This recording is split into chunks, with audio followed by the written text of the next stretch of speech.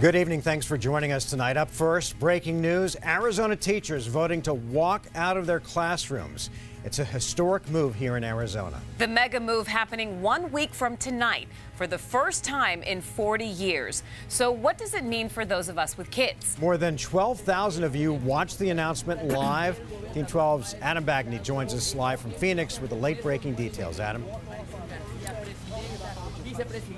Well, Mark and Caribe, you said it. Strikes like this just do not happen. They are rare here in Arizona, but that's exactly what happened here tonight. A dramatic announcement that could change the face of education in this state.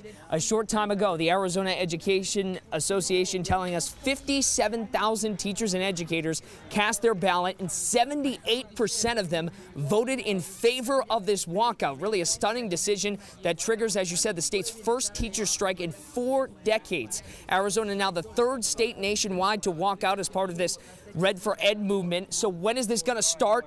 Thursday. That's what the lead organizer for the Arizona Educators United says. He's urging teachers statewide to participate in some sit-ins and some other protests earlier in the week, but Thursday is officially the day that this walkout is set to begin. Organizers say they will place, and this is a quote, no limitations on the length of this walkout. Now, when asked about some of the collateral damage from this, you have people missing paychecks, students missing schools, he said, quote, the worst thing for us is to not take action.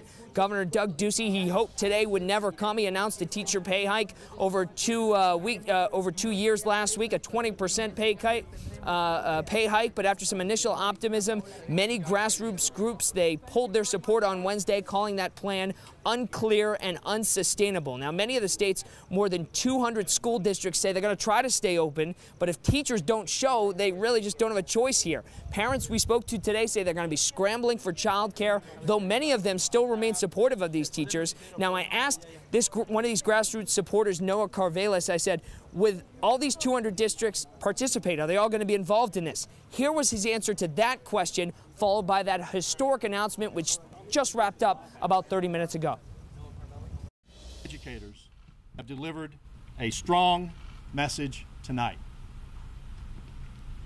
and overwhelmingly support walking out of their schools for their students and their communities and their colleagues. You know, I can't say right now because I would be speculating, but I look at that 78% number and I can say I would expect a lot.